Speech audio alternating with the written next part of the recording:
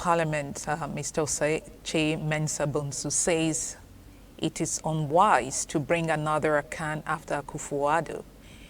He says this after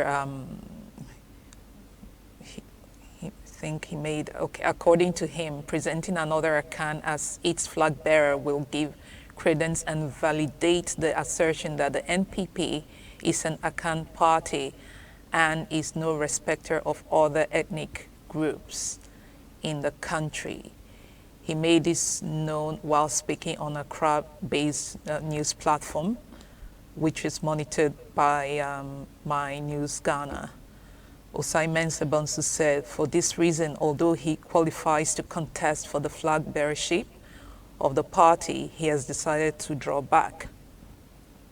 Mr. Hood, what's your take on this? Yeah, see, I think, you know, politics as it is a game for everybody. And because of democracy, everybody would want that they have a representative of something representing them in the highest rank of every political story. And so I think this is what he's trying to play, and it's quite true.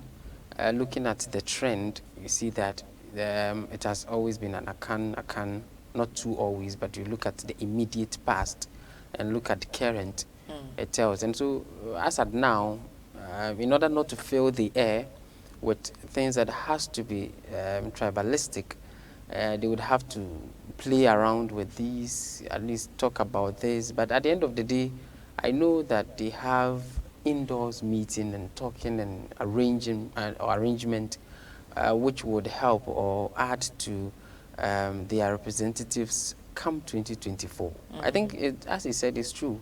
It will be unwise to go along with Akan, as a lot of waves speeches that are saying that the party has been placed in one area. So what he's saying is actually right.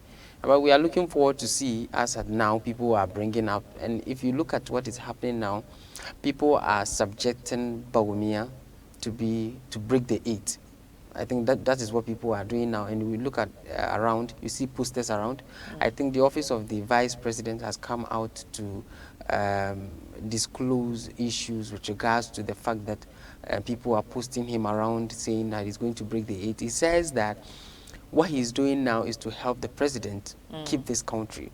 And so with regards to issues pertaining to break the 8 or he coming to represent the party come 2024, it's never his agenda as at this time.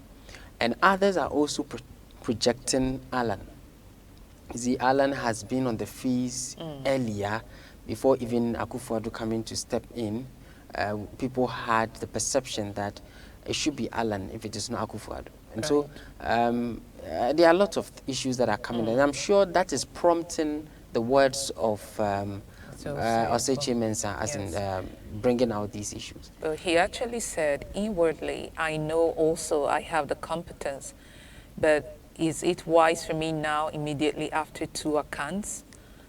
Akufo had been the president. Akufo-Addo follows from the eastern region, and there is a 3rd Akan to follow.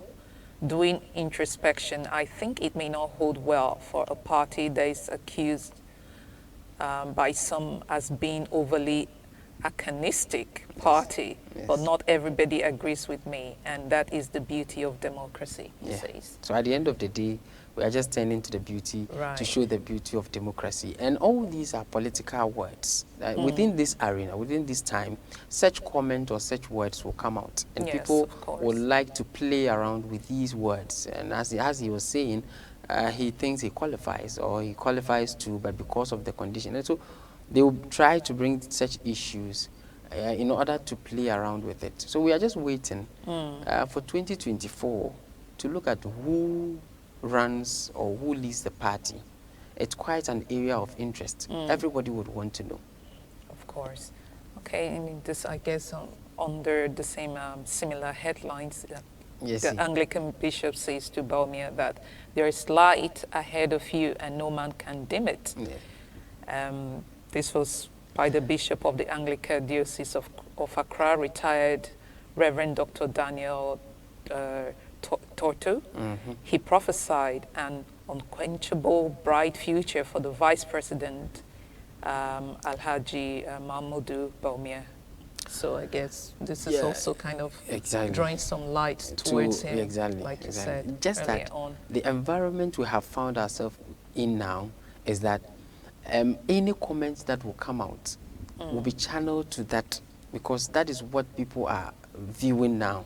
People are looking up to the next representative. And so any comment that any leader, any prophet, any pastor, any imam will try to make, people will try to draw meaning into them. Right. For all you know, this man may be saying a different thing.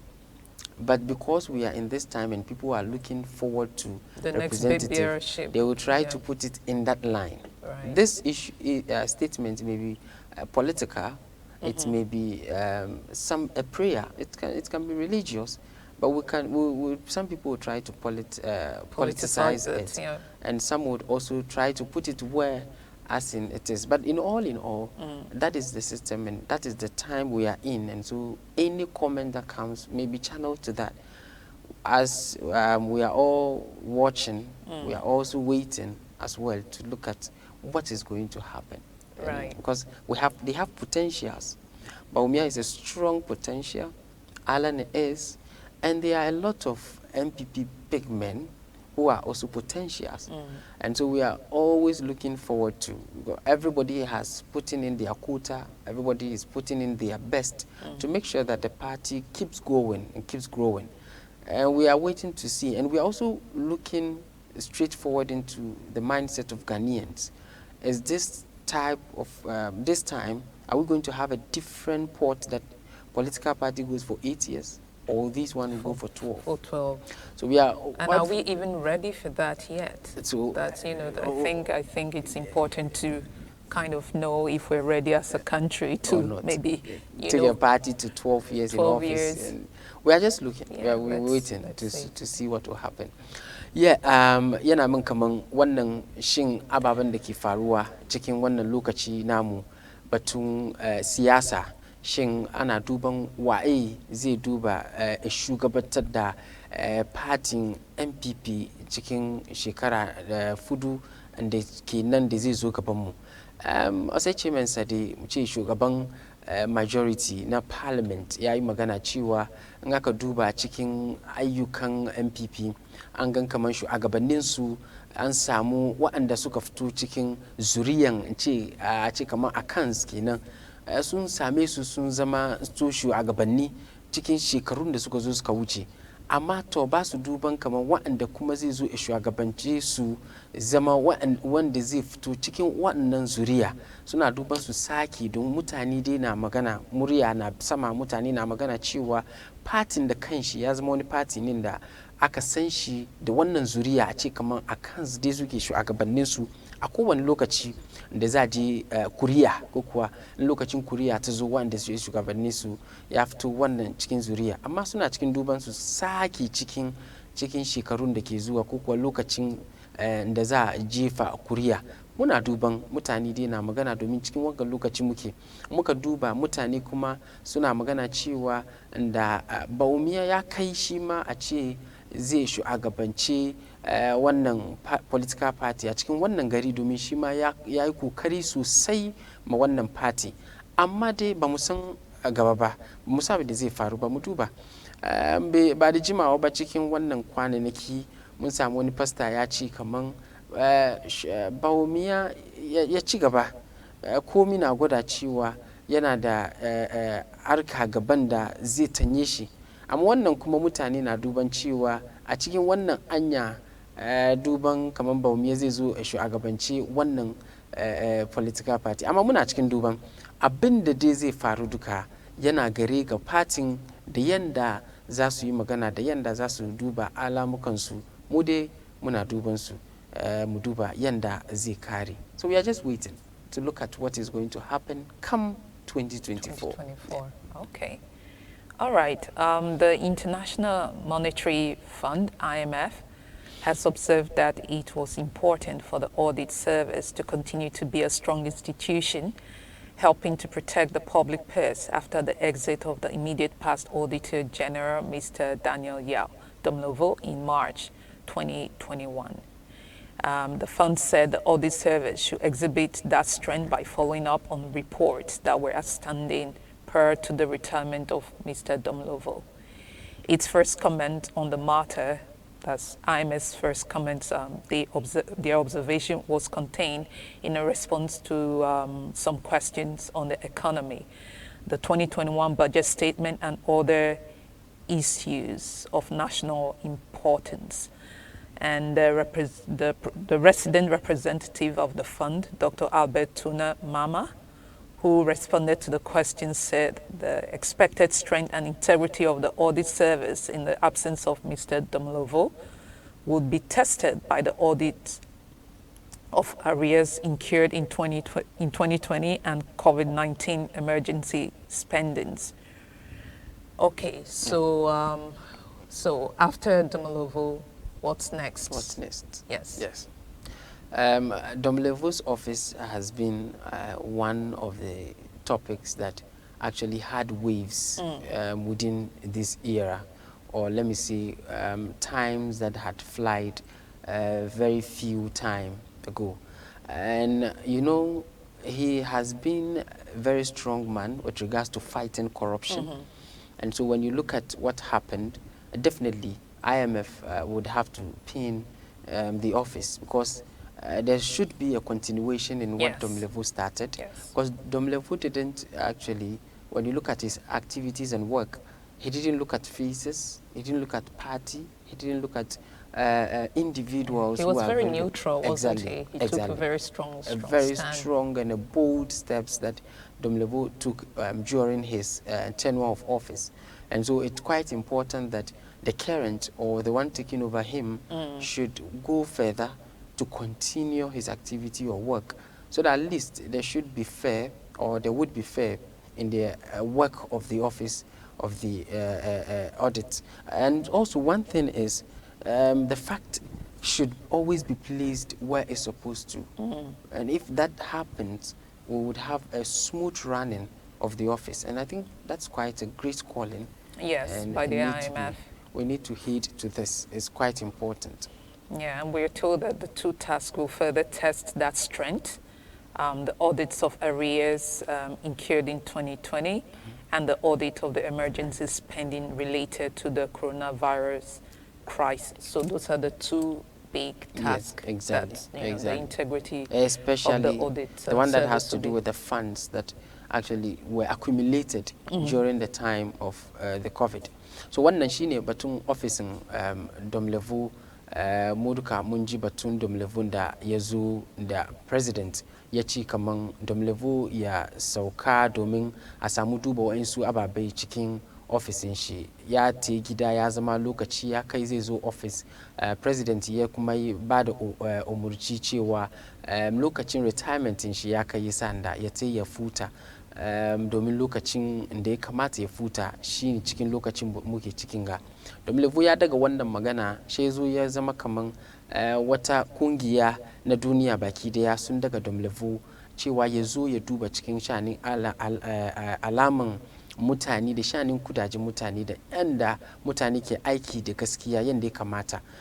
Cikin nan muna cikin IMF kuma ya shigo cewa wanda zai doki anyan Domlevo ya kamata shi ma ya ci gaba da ayyuka masu kyau da Domlevo ya tun sa a cikin ofisin shi. Bai kamata wani ya zo ya daga aikin shi a samu an yanke irin ababai da kuwa da ayyuka masu kyau da Domlevo ya fara. Ya kamata a samu a ci gaba da su. Haka kuwa kudaden da suka shigo cikin lokacin COVID-19 ga mun gan kungiya da yawa an shiga an kawo kudaje cewa a tanye da mutane a duba da alamarin mutane cikin wannan ciwo ko damanan da ta same mu. Ya kamata audit services su shiga cikin su duba yanda aka yi da kudin da inda kudin suka shiga duka baki daya. Wannan shine kira wanda IMF ke kira daga ofisin audit services su kokari su ci gaba da wannan. We are praying and hoping that it gets into motion. Yes. They get to check this activity, the monies that are coming in and everything. I think the audit service, the current one, is also working. I have seen some works come out. I have seen the issues with regards to the former Vice Chancellor. of UPSA. I have seen those that has to do with, there are certain areas that they are trying to pick. We hope that this goes smoothly. It shouldn't be politicized. Yeah, it shouldn't be taken on one side. It should go as neutral as possible, so that at least at the end of the day, the interest is for the country. Yes, for sure. We are just praying and hoping. Okay, the Speaker of Parliament, Mr. Alban Baina, has stated categorically that while Ghana will not make any laws that will infringe on people's rights, the country will be sure to pass laws that will protect Ghana's values, traditions, culture, religion, and principles. This is after he stated that LGBTQI is an abomination in Ghana to the Australian High Commissioner. The Speaker made this known when the Australian High Commissioner to Ghana, Gregory Andrews, paid a courtesy call on him on Thursday, April 1st. So the issue of LGBT is still with us. Still with us, and he has stated categorically it's not going to it's not going to sit well with the country, and it's an abomination. Exactly. I think Domlevo has had applauds lots from within and also outside with regards to the stand he has taken, and then this people have seen this to be a very strong move by Domlevo with regards to stating categorically that this is not our culture. And the part that actually made waves was that as Ghanaians or as Africans, we cannot impose polygamy on Europeans, or we cannot hold polygamy to them. Definitely, someone can't impose on us something that is not part of our culture. So I think this is quite important. It's very good that our stands are stated clearly, openly, for everybody to see, because for all you know, there could be some also who are trying to make sure that they bring this issue on a different side. So if this is done openly, everybody across the world knows that this is the stand of Ghanaians. And so it can't be implemented, or we can't carry this along with them. So I think it's a great move. If something is not part of us, we should state it openly for everybody to know. It's not about insult, it's not about getting people or demeaning the mindset of people, but it is about stating your own stance as a nation. But Mr. Baina actually said that, although the rights on human rights will certainly be protected, but however, the LGBTQI is an abomination that will never be accepted in Ghana. So categorically said never. Yes, I think that's a very good stand. Very good stand. Mukaduba cikin gidan parliament mu da Alban Baina wa'anda ke cin gaba ko kuwance kaman ke shugabancin parliament yayi magana batun maza da maza ke samun harkan kwana da juna da mata batunga ya taso wani lokaci an yi maganan shi kowane wurare, amma yanzu parliament da kanshi ya fito ko kuwance Baina ya yi magana da Australian ambassador da ya samu zuwa gare shi, ya sani kamar wannan ba shi nan cikin ta'adanmu, isa ba yanda za a yi mu samu yadda da wannan ya shigo cikin ta'adanmu. Kuma ya yi magana sosai cewa da yake mu bakake ba mu iya mu ce mafalari cewa su yi aure guda 2, 3, 4, aka kuwa su ma ba su su sa muna karfi cewa mu yadda maza da maza su aurar da juna, haka ko mata da mata su aurar da juna. Wai wannan ba shi nan cikin ta'adan mu, ba san mu da wannan ba, haka kuwa ba yanda za a yi a yadda wannan ya shigo cikin ta'adan mu. Wai ya gwada gudunmuwansu a samu alaka mai kyau da falare, amma inda zo kai abin da ke taka dokan kasanmu ko kuwa ke taka dokan ta'adodinmu ba yanda za a yi a yadda da shi. Sa wannan mutane da yawa an ji daɗi sosai, an murna cewa shugabanninmu wa'insu ana gwada karfin zuciya akan ababen da ba zai zama alkhairi gare mu ba. So we are just hoping that this one will be known worldwide, And so if anybody at all is trying to pollute or implement this in our young coming youth, will know that it is a no-go area. So this is not really about diminishing people's rights. No. Human rights will still be upheld. Exactly. But it's just that Ghana will not accept it. Yes. So okay, that's the very point. good. That's the We accept procreation. We know that it's very good to fill the earth with people. We don't want the case where it will get to a time that our number will be reduced. And so marriage is one institution that is most respected here. And the marriage that we actually have accepted is the male and female marriage.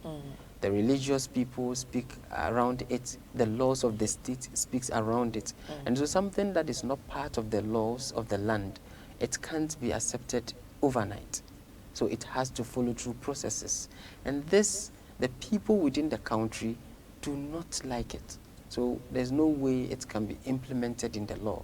So I think this is one thing that everybody should understand so that we can have a good living. The men who are marrying themselves should know that this is not our way. So it's some people's culture. We can't accept it. It cannot be accepted. Awesome.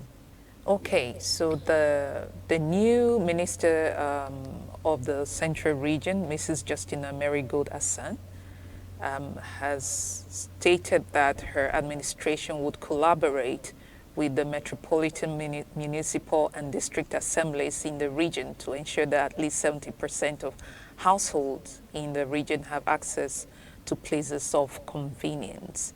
She said her administration would wage war on open defecation and other sanitation issues, emphasizing that she would ensure the region significantly enhances its sanitation in conformity with the local act.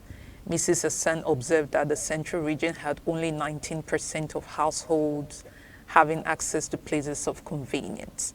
She said she made this known in her first ever engagement with the various heads of departments in the region last Wednesday. And quoting, she said, "I'm very passionate about sanitation issues, and this has been one of my major drives," she said, adding, "It's something we need to wage war on and ensure that in the next few years we have at least 70% of households having access to places of convenience." I think this is a sanitation issue is a very major, very important. major project that needs to be worked on. Central Region is one place that attracts tourists. And we can talk about, if you are talking about Central Region, we can talk about the Elmina Castle. You can talk about a lot of places that brings people to come and then have a view of this country. And so we shouldn't be seeing sanitation problems, or let me say defecating problems, because a visitor can come and then maybe they may not be in their hotels, they may be in the various communities, and they would want to ease themselves, or something may happen that they would just want to enter into somebody's house and ask for permission. And if you go and you don't have access to these things, it doesn't speak well of the country. Yes, true. So I think it's a great move. What we need to do is to try as much as we can to make sure that these things are solved, especially within these vital areas. It's very, very important. So I think it's a nice move she's starting. I pray that they collaborate within the municipalities and the areas, people who speaks and it gets to ears. They should get in touch so that at least these things will be done. We have passed the stage where we are now fighting and worrying about defecating issues and sanitation issues. It's quite a huge, statistic she's given there. So 70%. This is very bad. We have quite a lot of work to do. It's very bad. Okay, also on sanitation, the Baina Zongo Junction, there's the lawless cleanup in the city. This week, some police and city officials took to the streets of Medina to punish pedestrians who refused to use the pedestrian footbridges, but instead resorted to crossing the road at the unauthorized areas, which has been causing a heavy vehicular traffic, especially at Zongo Junction. corporates were made to sweep the streets amidst educating them on the need to use pedestrian footbridges. Now, the Greater Accra Regional Minister, Mr. Henry Kwate, has set out to tackle the issues that have become a drawback to the region's development. So this is still all about sanitation Exactly. and trying to keep our streets clean, Yes. and ensure that people make it a habit, right, to do what they should do, walk Exactly. on the right path. Exactly. Because when they don't, obviously they're likely going to also place rubbish and Exactly. things on the streets. And also accident and other stuff. Yes. I think this has been a great move. I have moved through and seen the efforts played in by the security personnel at Medina Zungu Junction. It's one thing that we need to pay heed to. We have to look into this. People feel lazy to go climb the footbridge and then descend down to the markets or to board the cars. And this is very serious because others pass through the wrong means, and all you hear is a car knocked someone down, a child, a woman, and these are not good news. Yeah. And we are not expecting to be hearing this. And that is more of the reason why the footbridge was made. All we need to do is to pay heed. It doesn't take an hour. It doesn't take 30 minutes. It takes only about 3 minutes to climb the footbridge. And so we shouldn't be looking down upon this and then be walking through the means that are not right. And it's very bad. It's very bad. And I saw people complaining about the security punishment to the people. They are meting a punishment on people who are walking through the wrong means. I think Yes. they are making some people sweep, and some people they made them to nail down and other stuff. Or sometimes I think when the security measures are taken, we should just obey. The thing is, we should just or obey. suffer the Exactly. consequences. Exactly. Because for our own good as For well, our own good, for our own being good. just going through the path, the foot path, Yes. is for your own security, Exactly. for your own safety. Exactly. And sometimes you ask yourself, why would people risk crossing the main road instead of just taking the overhead, the bridge, which is much safer? Safer. Safer. And people do not fail to understand the fact that, look, if you are knocked down by a car, how to even get an ambulance or someone to help you, carry you to the hospital is one thing that is very hard. And so if you are fortunate, there's a footbridge, the most important thing is to take the footbridge. Because you don't want to risk yourself, all this, and then at the end of the day, you lose your life. People wouldn't understand the punishment that people are taking through. But if something should happen to someone right there, they will come to understand. And a lot are complaining that their legs, and because of that, they can't climb. And look, this thing had been made in 2 phases. There's one that has stairs, and there's one that is so straight that you walk on without stairs. So these things had been taken into consideration before the footbridge was made. So all we need to do is just do the right thing, and that will help. And I mean, kaman muna cikin kwa'anikin da muke samun mutane masaloli shanin ketare anyan titi da sauransu. Muka duba Medina Zungu Junction, an yi footbridge da mutane za su iya bin kai a bi ba da bin kan anyan titi inda loruka ke bin ba. Amma yanzu nan mun ga mutane cikin wannan bakwai, polisai na siye haka mutane suka bi ana ma wayansu bulala, wayansu kuma ana ba su ayyuka na shara, wayansu kuma ana bari suna dai sunguna. Wannan ake ma mutanen da suke zuwa suke bin inda bai kamata su bi ba.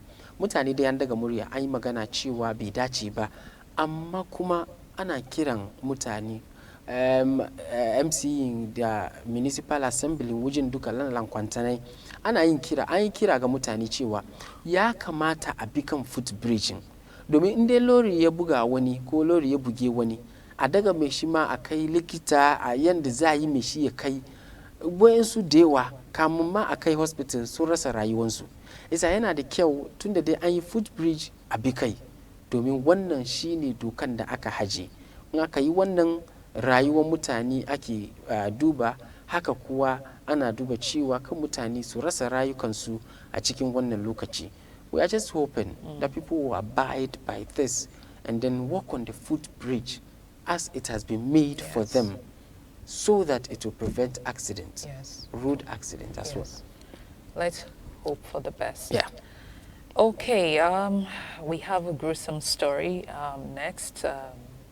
The murder of a 10-year-old boy over the weekend on Saturday. It's trending right now. Yeah. I mean, it's just unbelievable. Just reading the headlines, it says, "We'll take the law into our own hands if we don't get justice." The father of Kaswa ritual murder victim. The deceased Ishmael Mensah, a 10-year-old boy who was murdered at Coca-Cola near Great Lamte Mill School, a suburb of Kaswa Central Region, has said he wants the suspect who murdered his late son to be sentenced to life imprisonment. According to him, the family is shocked about the sudden demise of their son, and if they don't get justice, they will put the law into their hands and act in their own way.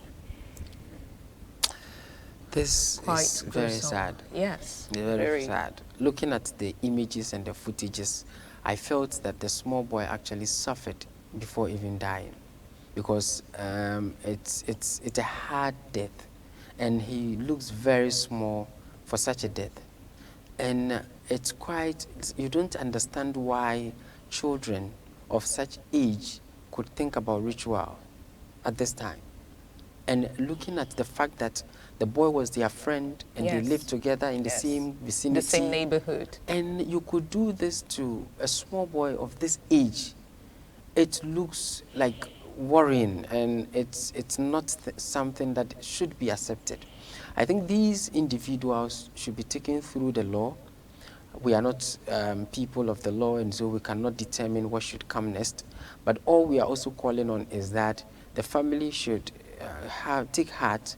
The mother, I saw the mother talking, and it looks very sad. It looks very, very sad. Very. To take care of a child till this age is not easy. No, it isn't. About 10 to 11, taking care of a child. I have had the opportunity to live with children for some time now, and I'm still in it. But I see that it's a very hard area that you can't imagine what is going to happen next. You are just with the child. You don't know what they are thinking. You don't know how their life will be in the next minute. And so it's a hard area that you cannot imagine what is next. So to take care of a child till that age, and then suddenly unimagine, unthinking, and an issue you wouldn't sit to reflect upon in that way. So I think it's very hard for the family. We are praying that they should keep calm and then at least look to the law. I know the law will certainly take its cohort. But just in other statements, the initial investigation conducted by police revealed that the deceased name was Ishmael Mensah, aged 11, and that about 9:30 hours on the same day, which was last week Saturday, the suspects Felix Nyanko and Nicholas Kinney, aged 16 and 17, respectively invited the deceased to the uncompleted building and hit him with a club. And oh my goodness, it's just unbelievable. This is too hard. So you see, these are young people attacking their own fellow young person. They're not even up to 18. No. I think there's a bigger conversation about this. Why a 16, 17-year-old will come together to attack a 10-year-old, and then it's for ritual purposes. I mean, right now we got to start questioning the sort of values that societal are being, values and norms. Exactly. It's gone. Socialization is gone now. And what we should be asking ourselves is also with regards to parenting, our style of parenting in this time of ours. These are children who needs to be under the care of parents. And you also ask yourself that your child, what kind of people do they move with? Yes. Like what kind of friends do they have? Do you know the friends of your children? And Do their you know- whereabouts. And their whereabouts. Where are they going? Do you know who Yes. comes to call your child in the morning? Do you know who your child is with in the afternoon? Do you know who your child relates with? Because this is a very serious time.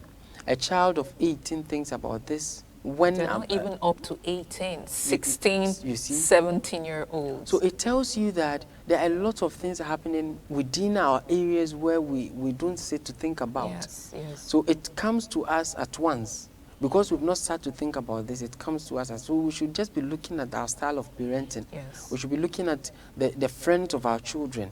If possible, we should sit our children down to make a list of their friends. Because there are a lot of friends of theirs, but there are some that are so much deep to them. Like they have that deep relationship. Yes. We should know all those ones and Yes. know where they are, their parents as well. Yes. We should try to Yes. get in touch. It's very, important. very important. And even just also looking at the footage, apparently, obviously one of the culprits, he had a profile of being totally unruly in school. You see? He had, he had a history of rape, You see? etc. And to have a 10-year-old associating with almost a an individual.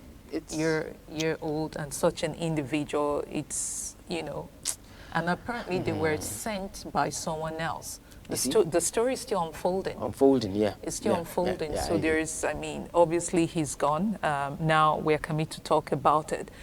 We need to have the bigger conversation of how do we prevent this from happening constantly? Exactly. Because it's not the first time Yes. such Yes. an occurrence, Yes. has been a part of our society. Exactly. How do we stop it in, 21st century? It's unbelievable. Unbelievable. Just, And you look at the timing of the incident. It didn't happen at night. no. It didn't happen at dawn. It happened in the morning. If I have this right, I think it's a broad daylight. Yes, after he had had breakfast with his family. You see? And then he left his father You see? because a friend had called him, so he walked out, probably not even telling the father where he was going to. So I think we should also be looking at the municipal assemblies, Yes. whoever authorities should also be looking at uncompleted structures around us. There are things that we should be looking deep into. Like there are certain uncompleted apartments that we don't have to let them be an open space for children, because anything at all could be happening in them that we may not be known of. And so we should be looking at these things as well. Authorities should be checking through this. yes. Yana min kamar mun samu wani maganan da ke taba zuciya a cikin wannan kwanaki rana Asabar da ya wuce daga kasuwa mun samu yara in ce kamar ba su kai ma inda ya ce hankalinsu ya gwada musu su nemi maganin kudi da wani abu ba. Yara biyu dai shekara 18 da kuma da ragewansu da shekara 11. Wannan yara biyu sun tashi suka kashe dan uwansu wanda ke shekara 11 a cikin unguwansu. Wannan ya kawo magana bakin ciki sosai cikin kasuwa da kuma duniya duka baki daya. Da garin nan mun tashi mun gan wannan ya dami mutane sosai kuma ya dami mu duka. A yanzu nan yaran suna hannun polisai ana cikin duba cikin wannan labari, amma kira ake ma iyaye. Ya kamata mu fara gane wane ne abokin diyanmu, wa diyanmu ke tafiya a wani lokaci ake zuwa kiran danmu, wa ke zuwa kiran danmu da safe, wa ke zuwa kiransu da rana, wa ke zuwa kiransu da dare. Wannan ya zama wajibi a bisa kanmu mu gane, domin inda duniyan ke tafiyan yana da sanani sosai, ba ka san abin da zai faru gobe ba. Ya kamata mu duba cikin wannan domin mu samu yaranmu su samu haduwa da mutanen kirki kuma da abokanan kirki a cikin agwanninmu. We are looking forward to look at what is going to fold out of this. I think it's very important. Certainly. Thank you for joining us. My name is Joy Preston. I've been joined here by my co-host, Mr. Ayuba Hood. We hope you have enjoyed the holiday version of Baina News Store right here on Baina TV. See you next time.